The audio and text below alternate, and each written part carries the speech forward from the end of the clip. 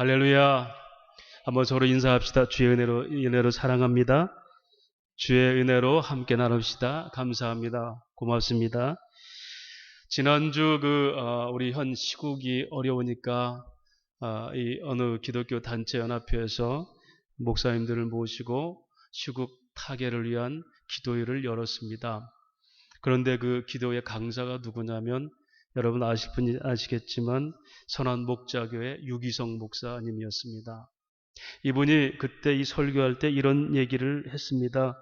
우리가 진정으로 지금 두려운 것은 북한의 핵 문제가 아닙니다. 북한 핵이 두려운 게 아니고 우리의 진짜 위기는 여전히 기도할 힘을 잃고 살아가는 우리 자신들이 두려운 것입니다. 사랑하는 여러분, 세계 해외 언론들은 우리나라를 지금 위험한 곳으로 보고 있어요. 그런데 유독 정작 우리나라 사람만 태어나다는 겁니다. 무엇이 그렇게 우리를 담대하게 할까요? 믿음입니까? 아니면 수십 년 동안 국가가 분단 조국이 돼서도 수많은 위협이 있었지만 여전히 괜찮았기 때문에 그렇습니까? 무엇이 우리를 이토록 안심하게 합니까? 유 목사님은 그렇게 얘기했습니다. 살 길은 회개밖에 없음을 보고 주님을 불러서 무엇을 회개할까요? 라고 물으니 하나님은 너희들이 왕이 없다라고 했다고 얘기해요. 여러분, 이것은 유기성 목사 얘기 아닙니다. 사사기의 얘기예요. 이스라엘 백성이 왕, 즉 하나님을 왕으로 섬기지 않기 때문에 저들마다 자기 소견대로 살았더라. 이게 사사기의 비극적인 역사예요. 여러분, 우리가 진정으로 예수님 부르지만 한 번이라도 제대로 주님이 우리의 왕이신 적이 있습니까? 그 설교를 이어서 그 목사님은 했습니다. 그리고 말합니다. 우리 진짜 한번 예수 믿어야 볼 때입니다. 지금이. 진짜 믿음이 뭔지를 이제는 정말 생각해 볼 때입니다. 수없이 많은 사람들이 모여서 기도를 할지라도 공허한 메아리만 남기는 그런 기도 장소가 아니라 하나님 아들을 붙들지 않고는 살 수 없는 이 고백이 지금 우리에게 진지하게 나와야 될 때입니다. 여러분과 저는 예수를 믿게 된 동기와 경험이 있습니다. 저도 구원받은 은혜와 구원의 확신이 있습니다. 그리고 천국과 지옥을 분명히 믿습니다. 그리고 하나님이 우리의 왕 되시는 것도 압니다. 저는 설교자로서 오직 예수 안에 생명이 있다는 것도 늘 가르쳤습니다. 그런데 정말 저에게도 묻습니다. 이 설교 내용을 듣고 정말 제가 진짜 왕으로 예수님을 섬기고 있는지. 물론 유기성 목사는 24시간 주님 바라보기 영성일기를 쓰고 그래요. 영성일기가 이게 의도적이든 사조적이든 이거 떠나서요. 그렇게 정말 살려고 하는 이 몸부림들이 우리에게 있느냐는 거죠. 여러분 24시간 주님 바라보십니까? 기껏해야 주일날 1시간도 제대로 바라지 못하는 우리들의 이 공허한 마음이라면, 여전히 내가 왕이 되고자 하는 이 심령이라면 우리에게 어떤 말씀이 들어가서 변화를 일으키고 또 하나님의 역사의 주인공으로 우리를 삼으셨는데 하나님이 역사의 주인공인 이 대리 통치한 우리에게 하나님 나라를 맡길 수가 있겠는지요? 아닙니다.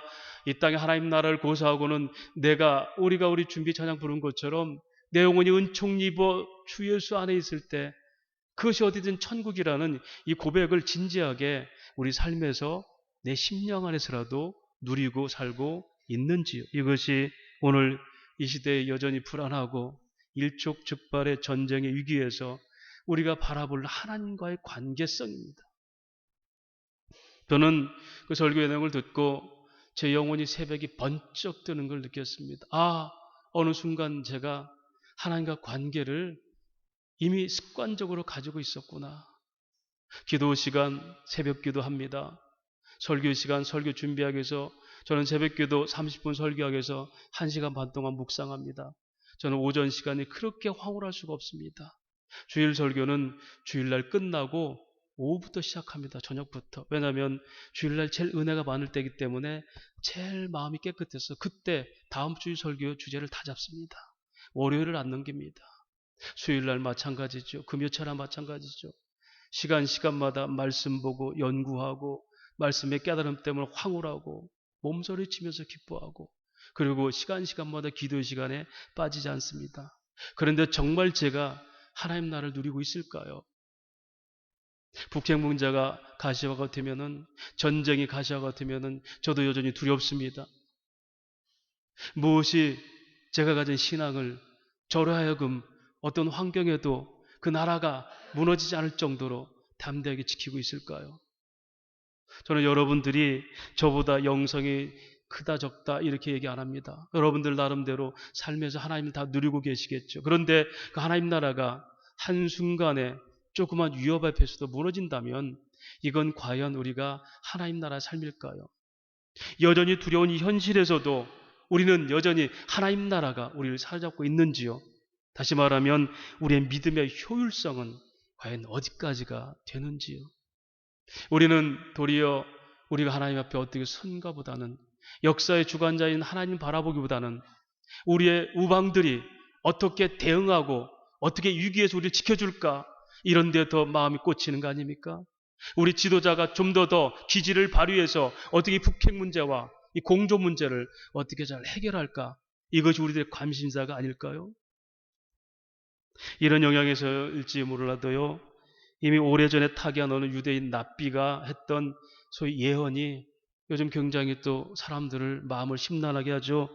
1994년에 라흐만이라는 유대인 납비가 이런 예언했습니다. 사실 이 예언가는 이스라엘 6.1 전쟁, 걸프 전쟁, 1974년에 있었던 4차 중동 전쟁까지 정확하게 맞췄던 사람입니다. 이 사람이 죽기 전 한 달 전에 아주 엉뚱한 예언을 했습니다. 마지막 아마겟돈, 성경으로 말하면 인류 멸망의 전쟁이 코리아에서 일어나는데 코끝에서 불꽃이 타오르다, 이렇게 예언했어요. 여러분, 그 당시는 여러분 북핵 문제가 전혀 문제가 안 될 때예요. 이미 그리고 남북 공조가 잘 돼 있던 평화의 무대 시대입니다. 그리고 중동 사람들은 코리아가 뭔지도 잘 몰랐던 시대예요. 그런데 그가 마지막 죽기 전에 마지막 예언이 3차 전쟁은, 아마겟돈 전쟁은 코리아에서 일어나는데 그 콧등에서 불길이 오른다. 이걸 요즘 그렇게 해석합니다. 미국이라는 콧대 높은 군사 강국주의에 그 대응해서 북한의 핵전쟁, 버섯구름 통해서 일어난다. 여러분, 이것이 요즘 SNS상에도 그렇고 전 세계에 지금 집중이 돼 있어요. 이라크도 아니고 정말 중동 지역도 아니고 화약고란 중동 지역도 아니고 전혀 생소한 북한과 남한에서 이 3천쟁이 일어난다. 여러분, 이것이 어떤 예언인지 그거 떠나서 여러분, 그것이 아니라고 장담할 수 있습니까? 여러분이 튼튼하게 여러분의 자녀의 꿈을 이루고 세우고 있고, 여러분의 자녀는 불철주야 잠도 안 자고 일터에 나가서 일하고 밤잠 안 자고 공부하는데 이 꿈들이 자신 있습니까? 여러분의 힘으로 지켜낼 자신 있습니까? 여러 가지 요즘은 한국 전쟁에 대한 시나리오를 말합니다. 해가 나가 터지면 최소한 230명 서울 사람들이 죽는다. 건물의 70%가 파괴된다. 제가 우스갯소리로 금요 차렸다 그래서 우리 교회는 그래도 좀 안전하게 지하 2층이기 때문에, 그래서 혹시 위기가 있으면 주변에 바로 있다가 빨리 들어오세요. 15m 지하 15m면 핵도 안전하답니다. 일단은 무엇이 여러분을 안심하게 하는지요? 무엇 때문에 우리가 이토록 여유 있게 살 수 있는지요? 그런데 이런 환경 앞에서도 우리는 이렇게 태어날 수가 있어요. 성경은 이스라엘 백성들의 광야의 삶을 신명기에서 요약합니다. 오늘 바로 본문이 그 내용이에요. 신명기는 그 모압 땅, 즉 가나안 들어가 입구에서 이미 가나안 동편에 가나안 백성들을 정복하고 한 집합 반에게 그걸 땅을 분배하고 나서, 봐라, 이렇게 너희가 들어갈 가나안 땅은 이렇게 우리가 접수하는 땅이라를 하면서 레위기에서 민수기에 했던 말씀, 또다시 율법을 재교육하는 게 신명기서의 내용입니다. 신명기서의 내용의 중점은 그렇습니다. 너희를 광야에서 한 달 만에 갈 수 있는 길을 40년 동안 이렇게 광야길을 가게 한 것은 그 속에서 내가 너희를 시험한다는 것은 내가 너희에게 복종할 수 있게 하기 위해서, 하나님 우리를 복종시킨다는 거예요. 그러기 위해서 내가 너희를 시험한 기간이고, 너희가 그때그때마다 그 시험을 통해서 나의 위대함과 나의 신실함을 깨달았을 것이다. 이제 너희가 들어가는 가나안 땅도 여전히 거기는 사람들이 있는 곳이고 욕망이 젖은 곳이고 우상이 있는 곳이기에 너희가 이 광야에서 경험한 오직 하나님 말씀으로 붙들고 살아야 된다는 이 믿음의 경험을 지켜서 순종하면 너희가 천대에 이르러 복을 받을 것이 이게 신명기서 내용이에요. 이 말을 신약인 저와 여러분에게 한다면 여러분과 저는 이미 출애굽을 해서 죄에서 벗어나서 예수 사람이 된 거예요. 그리고 우리는 이 광야길을 거쳐서 하나님 나라, 온전한 하나님 나라에 지금 우리가 입성을 준비하고 있어요. 그래서 이 길은 뭐죠? 광야의 삶이에요. 그리고 이 교회는 광야의 교회입니다. 그렇죠?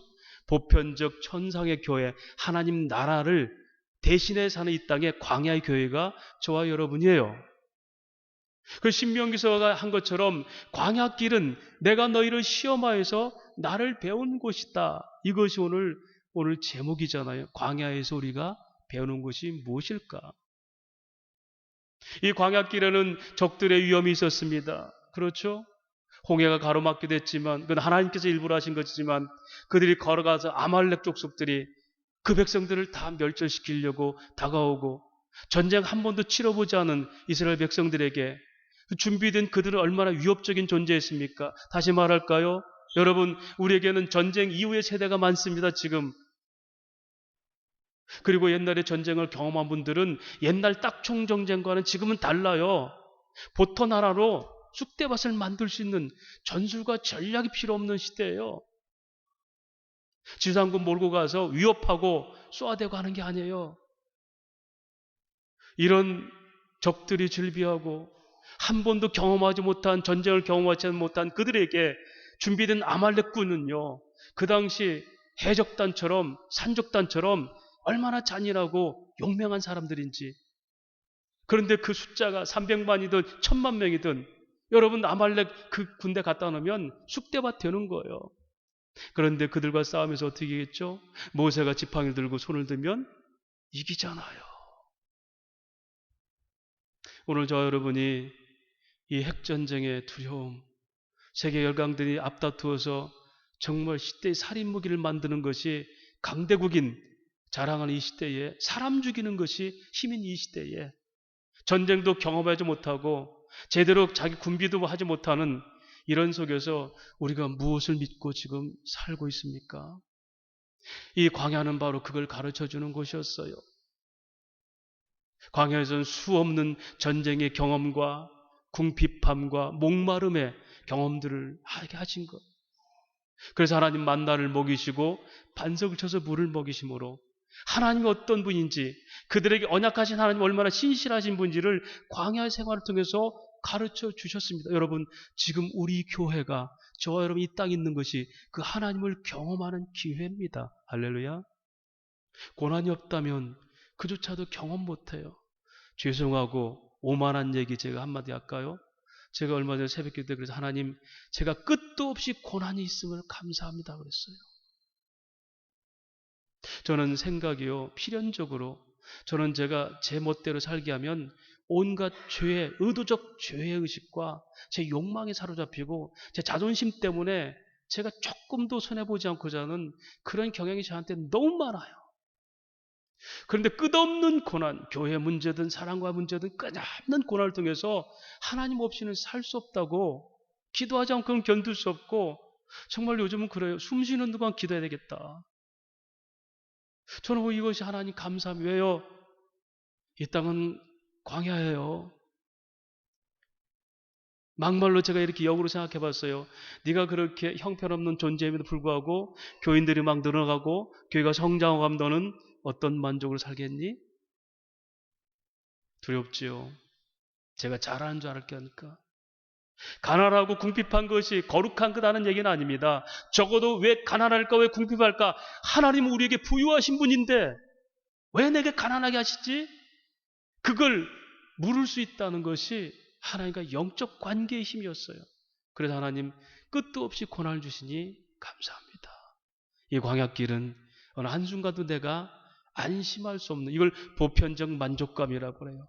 내 이 정도 교인 되니까 이 정도 됐고 이 정도 건축해놔서 이 정도면 됐고 남들과 비해서 비교적 나는 괜찮은 사람이야.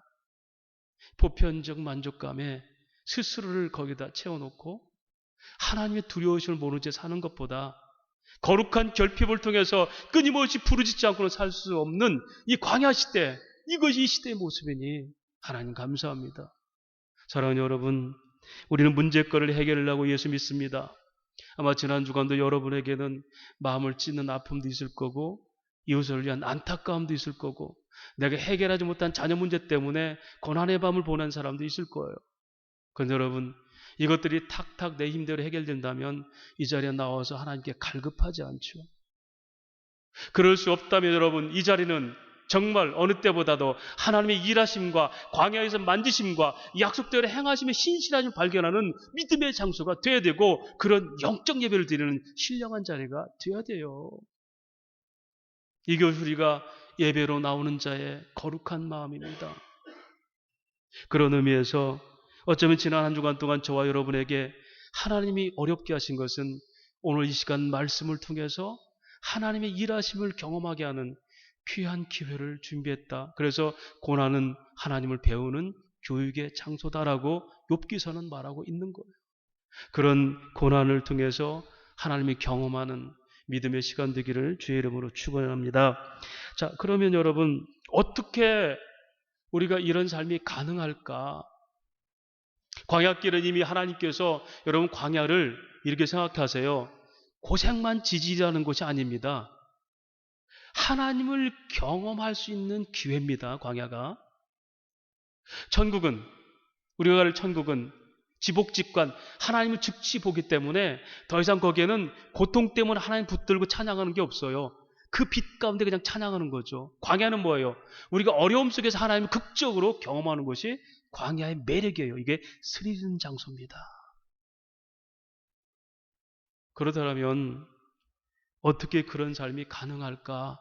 그런 고통과 번민 속에서도 그 광야에 온전치 않은 곳, 왜 하나님이 장막 칠하면 치고 거들하면 거대하기 때문에 내 뜻대로 장막 하나 제대로 세워져 못해. 여러분, 우리가 노후의 준비가 뭡니까? 저 산소 좋은 그런 곳에 가서 별장 짓고 좀 한가하게 노후를 보내고 싶습니까? 주택연금 받으면서 세계여행 다니면서 이렇게 한가하게 지내고 있습니까? 천년만년 이 땅에 말뚝 박아놓고 살고 있습니까? 여러분, 광야는 그런 곳이 아니에요. 걷어라 그러면 걷는 겁니다. 치라 그러면 치는 거예요. 이게 신의 명령이지 인간의 의지와 자유가 아니었어요. 그러면 어떻게 이런 삶을 살 수 있을까? 즉 하나님의 치라함 치고 몸이 고다는데도 거들하면 거대야 되는 이런 속에서 여전히 하나님 말씀이 즐겁고 행복한 삶이 뭘까요? 그것은 광야는 우리의 생각을 내어놓고 주님 손 붙들고 가는 곳이 바로 그곳이기 때문에 바로 나를 부인하는 것이 광야의 행복이에요. 인간의 불행은 끊임없이 하나님과 나와 관계가 불협화음을 일으킬 때 불행합니다. 다시 말하면 인간 속에 있는 죄의 근성이 하나님의 선하심을 대적하는 것, 이걸 거역이라고 해요. 그래서 신명기서는 거역한 걸 쭉 설명합니다. 내가 너에게 이르노니 광야에서 너희가 당하였거니와 마치 아들을 아비가 아는 것 같이 그렇게 안고 다녔지만 그러나 너희는 그를 믿지 아니하였도다. 그는 너희 앞서서 구름과 불기둥으로 너희 길을 인도하신 자였다. 신명기 1장 32절 그 얘기예요. 광야에서 아버지가 아들을 아는 것 같이 그렇게 너희를 안고 다녔지만 너희는 사사건건마다 아버지를 믿지 않았어. 이게 신명기의 결론이에요. 광야의 결론. 그러니 너희가 가나안 땅에 들어간다 할지라도 약속의 땅이 있을지라도 너희가 바로 하나님을 거역하면 그곳이 뭐다? 여전히 지옥 같은 곳이. 그게 뭐예요? 사사기죠. 사사기. 끊임없이 이웃 대적들에게 땅이 지배받고 고통을 당하고. 왜요? 약속의 땅은 편안할 텐데 여전히 그것도 하나님 말씀에 순종할 때 역사. 오늘 저와 여러분에게 이 말씀은 뭡니까? 여러분, 사도 바울은 그래서 고백합니다. 정말 하나님, 내가 하나님의 은혜 없이는 살 수 없습니다. 사도행전 17장에 말합니다. 우리가 그를 힘입어 살며 기동하며 존재합니다. 하나님이 바로 우리의 호흡이 되십니다. 내가 하나님 때문에 움직이며 삽니다. 여러분, 저와 여러분이 오늘 이 교회에 나오실 때 걸어서 나왔습니까? 차를 타고 오셨습니까? 이게 다 하나님의 은혜입니다. 이것이 사도 바울의 고백입니다. 이것이 창세기 2장 7절에 여호와 하나님이 땅에 흙으로 사람을 지시고 생기를 그 코에 불어넣으시니 사람이 생명이 된지라. 여러분, 생명이라면요 하나님의 호흡이라는 겁니다. 저와 여러분에게 행복의 조건은 하나님의 호흡을 느끼고 살 때 행복이라 이렇게 얘기해요. 이걸 창세기 5장 1절에는 말합니다. 아담의 계보를 적은 책이니라. 하나님이 사람을 창조하실 때에 하나님의 모양대로 지으시되 남자와 여자를 창조하셨고 그들의 창조되는 날에 하나님이 그들에게 복을 주시고 그들의 이름을 사람이었더라 일컬었더라. 이걸 다시 얘기할까요? 하나님의 복으로 사는 사람이 사람입니다. 잔인한 말 할까요? 하나님을 떠난 사람들은 복이 아니에요. 사람도 아닙니다. 하나님은 사람을 지었을 때 당신의 형상으로 짓고 그에게 하나님의 복을 주시고 그걸 누리는 자가 사람답게 사는 거다. 그렇다면 여러분, 그 사람답게 하는 하나님의 복이 뭔지를 우리가 순종하는 것, 이것이 광야예요. 그들은 어때 순종했습니까? 고통당할 때 회개하고 순종하고 지나면 다시 자기 마음대로 거역하고 살았던 거예요. 그래서 이 광야길은 하나님 말씀으로 선포하신 복을 누리고 사는 것. 다시 말하면 하나님 말씀을 생명으로 먹고 사는 것이 광야길입니다. 그래서 오늘 말하잖아요. 사람이 떡으로만 살 것이 아니오 오직 하나님 이후로 나온 말씀으로 사느니라. 여러분, 지난 한 주간 또 여러분 하나님 말씀이 여러분의 인생길을 인도하셨습니까?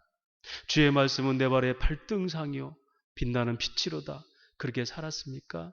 주의 말씀이 어찌 그리 달고 오묘한지요. 그렇게 살아보셨습니까? 여호와의 말씀의 맛을 누려보고 살아보셨습니까? 그것이 아니다면 우리는 필연적으로 고난 속에 살게. 왜요? 이게 하나님 말씀이니까. 이렇게 사는 것이 시편 50편 6절에 호흡이 있는 자마다 여호와를 찬양하는 삶이고요. 빌보서 4장 4절에 항상 기뻐하며 범사에 감사하는 생활이 되는 겁니다. 그래서 우리에게 이런 삶을 살기 위해서는 쉬지 말고 기도하라. 왜냐하면 기도는 하나님 뜻을 구하는 거니까.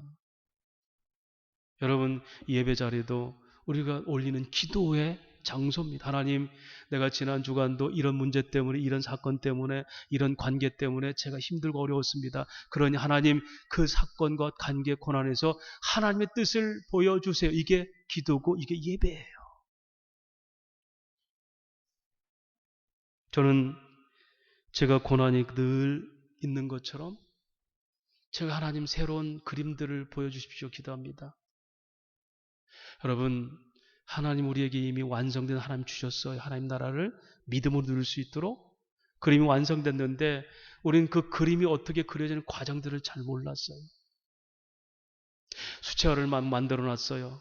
그래놓고 하나님 색깔을 다 집어넣고 구두를 만드셨어요. 근데 우리는 수채화를 딱 보고 뭐겠다라고 얘기했는데 그렇게 어떻게 구두를 그려졌는지 색감이 뭔지를 진리를 몰랐어요.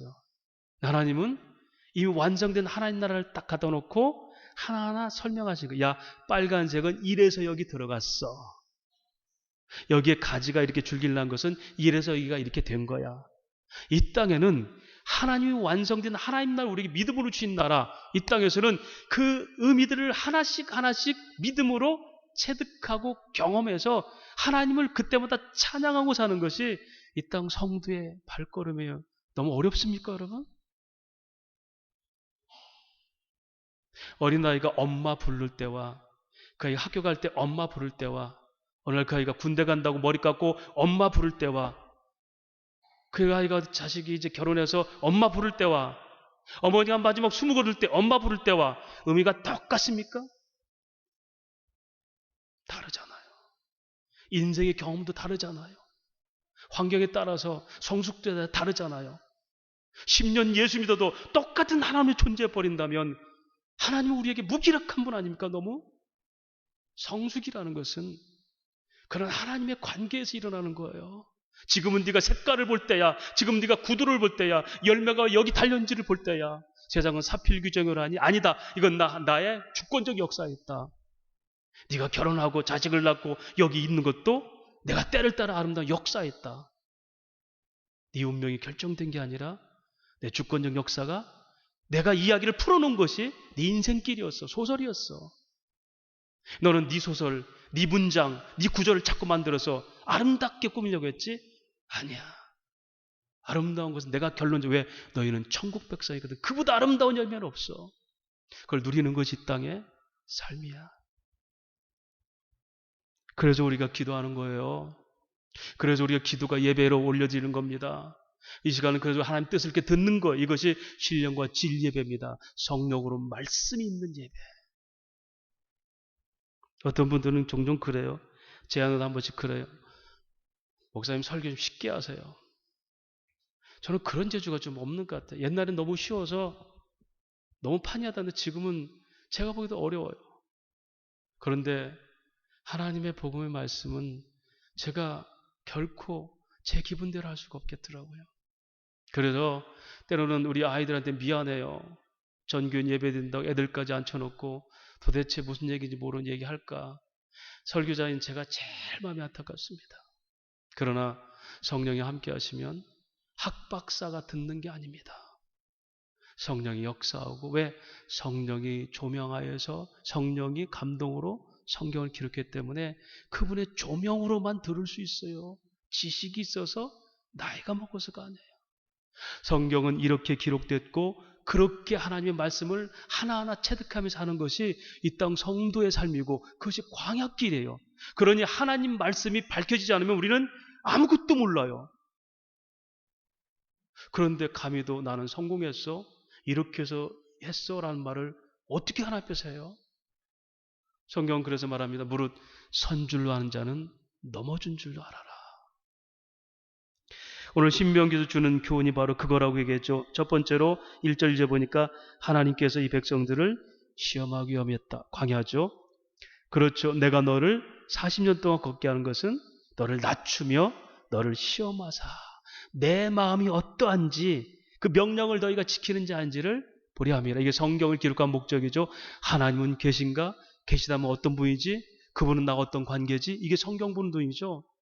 신명기가 바로 그거예요. 광야에서 내가 존재한다는 걸 너희 가르쳐주기 위해서 너희를 시험했고 낮췄어. 그리고 너희는 내 마음을 어떤 건지를 알게 했고 너희가 그걸 따르는지 아는지를 보기 위해서 40년 동안 내가 광야 훈련을 했단다.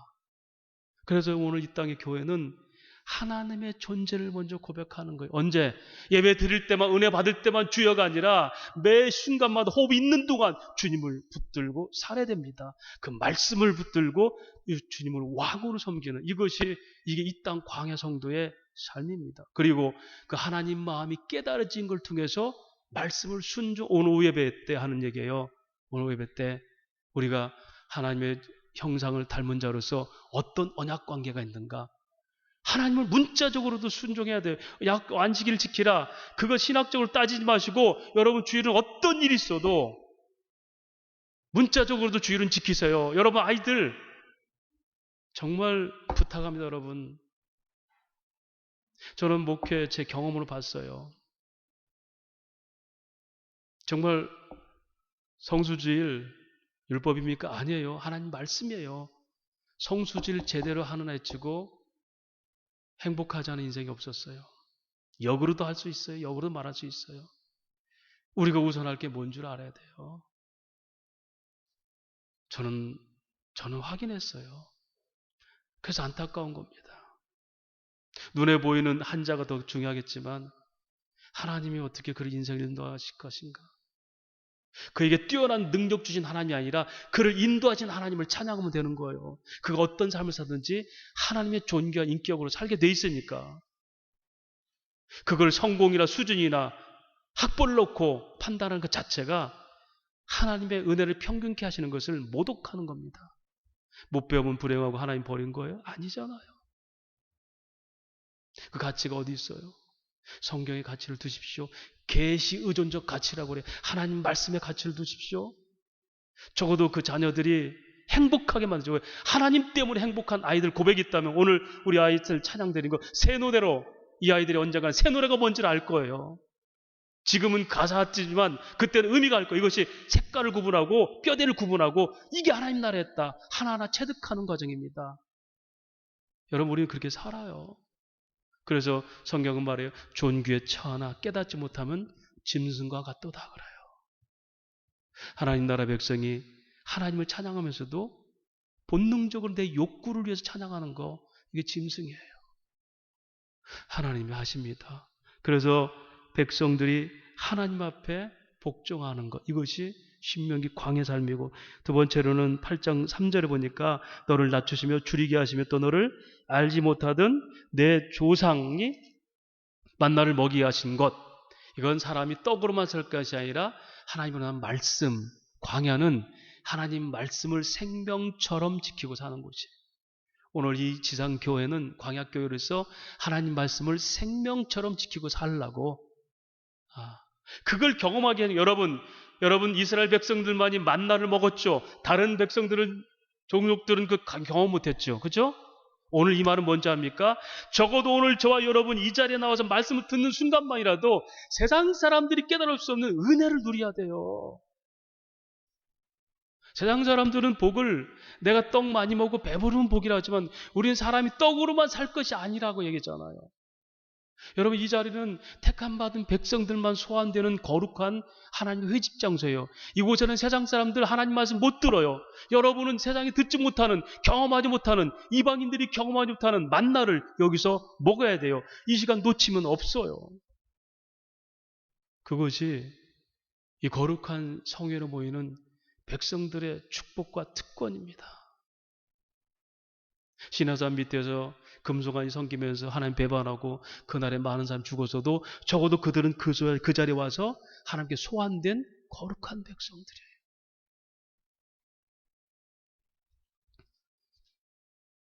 그것이 오늘 이 광야의 교훈이고 신명기의 요약본이고 오늘 광야에서 배우는 것이 무엇이든지를 깨르치는 하나님의 역사예요. 광야에서 뭘 배웁니까? 하나님 말씀 놓치고는 단 한순간도 살 수가 없구나. 광야는 온전한 땅이 아니라 주 예수를 왕으로 모신 그 순간만이 온전한 순간순간의 은혜를 느끼는 것이구나. 다시 말하면 내가 아무리 신앙적으로 성공하고 신앙적으로 내가 정말 간증이 많을지라도 그거 한순간 놓쳐버리면 나는 여전히 세상의 지옥과 같은 고난을 당할 수도 있구나. 다시 말하면 또 한번, 그래서 고난은 하나님 백성들에게 향하신 하나님께 돌아오게 하는 놀라운 기회였구나. 할렐루야. 이것이 오늘 광야에서 배우는 저와 여러분의 신약교회의 교훈입니다. 여러분, 광야의 만나는 생명의 떡 되신 그리스도 예수시죠. 요한복음 6장에 나는 생명의 떡이니 나를 먹는 자는 영원히 살겠고. 여러분, 오늘도 이 광야에서 그리스도 예수께서 행하신 일이 있어요. 이 땅 세상 광야 같은 곳에 주님이 오셔서 어떤 일 하십니까? 광야에서 주님은 순종하는 것을 우리에게 가르쳤어요. 예수님께서 순종하심으로 십자가를 지신 겁니다. 그래서 오늘 또 예수를 왕으로 섬기는 우리에게는 그 주님 따라서 절대 순종만이, 하나님 말씀의 순종만이 우리가 행할 은혜의 순간이 되는 겁니다. 갈라디아 1장 4절 말합니다. 그리스도께서 하나님 곧 우리 아버지 뜻을 따라 이 악한 세대에서 우리를 건지시려고 우리 주를 위해서 자기 몸을 주셨으니, 이게 그리스도를 순종하심으로 포네로 사이온, 이 저주받을 세상에서 우리를 불러내신 거예요. 순종하심으로. 그래서 광야에서 예수님은 이 땅 광야에 오셔서 당신이 하나님 말씀에 순종하는 것을 우리에게 가르쳐 주셨습니다. 요한복음 11장 8절을 말합니다. 나는 아버지께서 내게 주신 말씀들을 그들에게 주었사오며 그들은 이것을 받고 내 아버지께로 나온 줄을 참으라오며 아버지께서 나를 보내신 줄을 믿사옵나이다. 여러분, 예수님께 이 광야에서 그 말씀을 가르쳐, 어떤 말씀? 아버지의 말씀을 가르쳤어요. 할렐루야.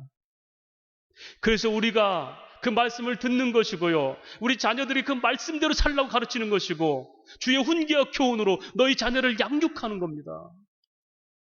원칙이 무너지면 세상 풍습이 아무리 성공해도 그건 하나님이 기뻐하지 않으세요. 제가 그래서 너무 잔인하게 말하지 않습니까? 세상의 성공이 꼭 하나님 나라 즐거움이 아닐 수 있다는 거. 세상의 성실함이 하나님께 순종은 아닐 수 있다는 거. 착하기 때문에 천국 아니에요. 하나님 말씀이 뭔지를 원칙을 아는 겁니다. 원칙과 관습을 구분할 줄 알아야 돼요. 관습은 사람들이 생각하는 평이한 행복입니다. 원칙은 하나님이 말씀하시는 절대적인 거예요. 원칙을 깨고 사람들의 평이한 행복 관습을 위해서, 풍습을 위해서 그리 자녀들 내보내지 마십시오. 그쪽으로 우리 인생들 가지 마십시오. 원칙 속에 있어야지 하나님이 원칙적으로 언약의 복, 그 열매를 누리게 하십니다. 광야에서 예수님 또 뭘 가르쳤습니까? 요한복음 12장 28절입니다. 아버지여, 아버지 이름이 영광스럽게 하옵소서. 광야에서 주님은 찬양이 뭔지를 가르쳤어요. 여러분, 하나님이 영광스럽게 먼저 하나님을 찬양하는 거예요. 하나님 저를 통해서 사람들이 돌아오게 하신 역사, 새 노래로 주님을 찬양하는 저들, 이것이 하나님 이름이 영광되는 겁니다. 바로 예수님께서 말씀대로 오셔 순종하고 말씀을 가르치고 말씀대로 행하심으로 하나님께 찬양이 되셨어요. 이것이 이 땅에 저와 여러분이 사는 이 땅의 광야에서 삶의 비결입니다. 말씀을 정리하겠습니다. 제가 그 유 목사님의 설교 내용을 제가 듣고 나서 제가 굉장히 하나님 앞에 회개했어요. 왜냐하면 제가 부름받은 그 순간 알거든요. 잘 아시잖아요. 군대 불교 군중사병하다가 예수 믿게 된 거. 제가 그 주님 만난 감격을 한순간에 신앙의 추억으로 담아두고 있더라고요. 제가 그때 주님 만났을 때의 그 감격은 세상의 공포가 아무 의미가 없어요. 두려움은 그 앞에 아무것도 아니었습니다. 속된 말로 이대로 천국 가고 있습니다. 그 고백을 했으니까. 그건 시간이 지난다고 사라지는 게 아니었어요. 어느 순간인가 제가 주어진 사명 앞에서 계산이 돼버린 겁니다. 너는 평범한 보편적 목표의 기준에서 잘 살고 있니? 그래서 제가 남들보다 조금 더 하려면 나는 조금 괜찮은 사람이야. 남들보다 좀 모자라면 나는 왜 이것밖에 안 될까? 죽음 가운데서, 죄인 가운데서, 원수됨에서 불어내신 하나님의 은혜를, 감격을 갖고 있으면서도 끊임없이 세상의 쪽배를 타고 하나님을 제가 판단하고 살았어요. 이래야 됩니다. 저렇게 해야 됩니다. 그래서 다시 한번 고백합니다. 하나님, 제가 부름받은 그 감격, 내게 아무것도 없어도 이대로 나는 죽어도 나는 이게 잘 행복하고 아름답습니다. 그 고백들을 하루하루 잊지 않고 살게 해달라고. 그 이후에 나는 삶은 덤의 삶이에요. 덤상. 그건 오직 뭡니까? 예수님처럼 하나님 말씀을 순종하는 게 뭔지를 보이고 그 하나님께 찬양되는 삶이 뭔지를 깨닫고 그걸 전하는 거, 이것이 제가 덤으로 주어진 은혜가 붙드는 삶이었어요. 이게 하나님 나라입니다. 핵전쟁의 공포가 끊임없이 있을 거예요. 인류가 멸망하기 전까지는 추위와 더위와 갈급함이 있을 겁니다. 요한계시록 그러죠. 그 땅 생활하는 땅은 눈물과 아픈 것과 헤어지는 것이 없다. 역으로 말하면 이 땅은 늘 눈물이 있어요. 아픔이 있어요. 헤어진 안타까움이 있어요. 그런데 그날은 너의 눈에 눈물을 닦아주고, 그렇죠? 오늘 이 순간도 바로 그 하나님이 광야길에 눈물을 닦아주십니다. 우리 헤어짐의 아픔들을 하나님 위로하십니다. 병든 자를 하나님 치료하십니다. 뭘로요? 광야에 만나가 드신 그리스도 예수의 십자가의 은혜로. 그래서 주님 손 붙들지 않고는 단 하루도 살 수 없는 것이 이 광야예요. 그래서 우리 결론적으로 광야에서 배울 게 뭡니까? 주님 손 놓고는 단 한 걸음도 갈 수 없는 것. 그 말씀 따라, 그 은혜 따라 늘 깨어 기도하며 이 어려운 시기에 도리어 하나님의 계심을, 살아계심을 증명하고 오히려 세상 구분 못하고 두려워하는 저들에게 하나님을 담대히 전할 수 있는 이 땅의 증언자들, 말티스, 말씀으로, 순교적 말씀으로 세상을 살려내는 저 여러분의 교회, 그런 성도의 삶이 되시기를 주의 이름으로 축원합니다. 하나님 아버지 은혜를 감사합니다.